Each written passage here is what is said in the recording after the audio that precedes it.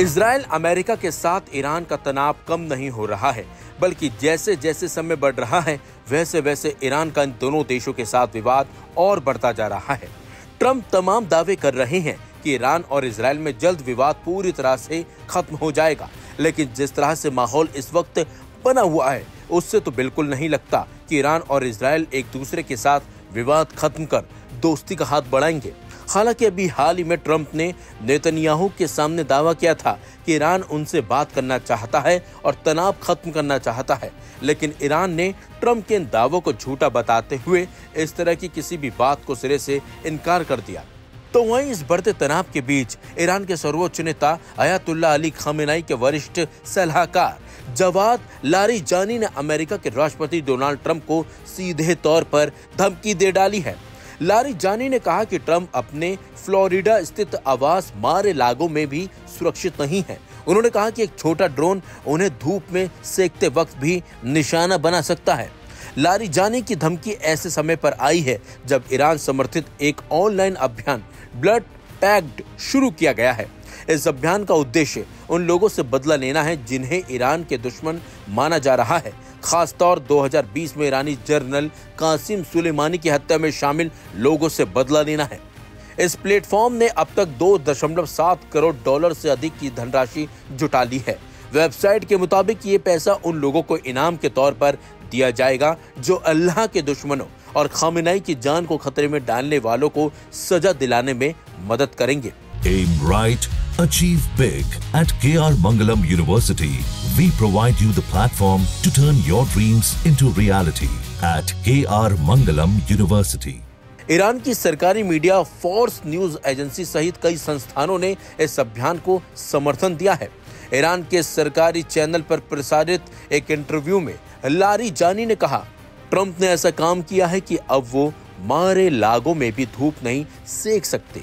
जब वो धूप में पेट के बल लेटे होंगे, एक छोटा सा ड्रोन उनके नाभि पर हमला कर सकता है। ये बहुत ही आसान है। फॉक्स न्यूज के वरिष्ठ संवाददाता पीटर डूसी ने जब ट्रंप से पूछा कि क्या वे इसे धमकी मानते हैं, तो ट्रंप ने कहा, हाँ शायद ये धमकी है, मुझे पूरा यकीन नहीं पर हो भी सकती है। डूसी ने हंसते हुए ट्रंप से पूछा, आखिरी बार आपने कब धूप सेकी थी? ट्रंप ने जवाब दिया, बहुत समय पहले, शायद जब मैं 7 साल का था। मैं इस चीज में नहीं पड़ता हूं। आपको बता दें, हाल ही में अमेरिका ने ईरान के न्यूक्लियर साइट्स पर एयर स्ट्राइक की थी। इसके खिलाफ ईरान ने तीखी प्रतिक्रिया दी।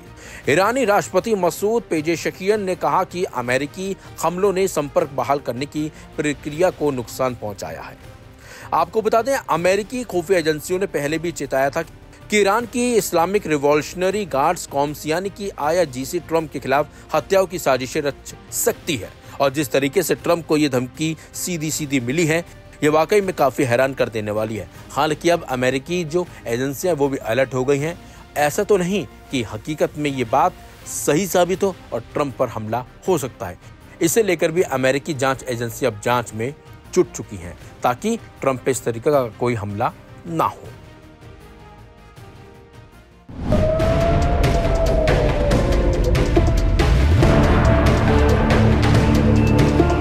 यमन के अंसारुल्लाह इस्राइल की नाक में दम किए हुए हैं।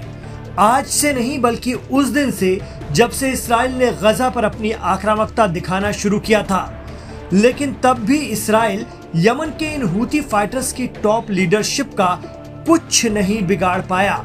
ये वो सवाल है जो अक्सर उठता है, वो भी इसलिए क्योंकि जब इस्राइल ने 13 जून की सुबह ईरान पर हमला कर ईरान की टॉप फौजी क़यादत और साइंटिस्टों को खत्म कर दिया था, ऐसा वो यमन के हूतियों के साथ क्यों नहीं कर पाता, जबकि वो तो पिछले 20 माह से उसकी नाक में दम किए हुए हैं। यमन के अंसारुल्लाह के खिलाफ ऐसा कोई टारगेट ऑपरेशन अब तक सफल होता नहीं दिखा। सवाल उठता है कि वो इस्राइल जिसकी खुफिया एजेंसियों का लोहा पूरी दुनिया मानती है, हूती लीडरान के आगे बेबस क्यों हो जाता है। आइए इसकी असली वजूहात को समझने की कोशिश करते हैं। मीडिया रिपोर्ट की माने तो इस्राइल और अमेरिका के लिए यमन के हूती एक अबुझ पहेली बने हुए हैं। World-class faculty, cutting-edge labs and immersive learning. A vibrant campus life beyond the classroom. SGT University, nurturing future leaders.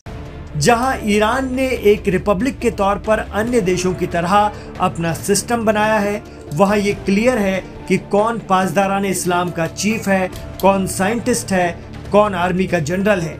लेकिन इसके बरखिलाफ यमन में अंसारुल्लाह मिलिट्री और सरकार में सिर्फ 3 चेहरे नजर आते हैं।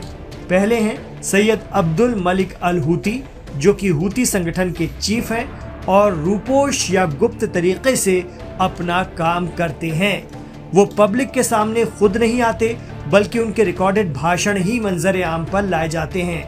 वो सिर्फ वीडियो पैगाम ही देते हैं। दूसरे हैं यहया सारी, जो अंसारुल्लाह फौज के प्रवक्ता या तर्जुमान हैं और वो ही सामने आकर पब्लिक को एड्रेस करते हैं और इसराइल के खिलाफ हूतियों की कार्रवाई की अपडेट देते हैं। तीसरे हैं मेहंदी अल मश्त, जो यमन के हूतियों के कंट्रोल वाले हिस्से के राष्ट्रपति और तीनों फौजों के चीफ हैं और वो ही दुनिया के लीडरान से मुलाकात करते हैं।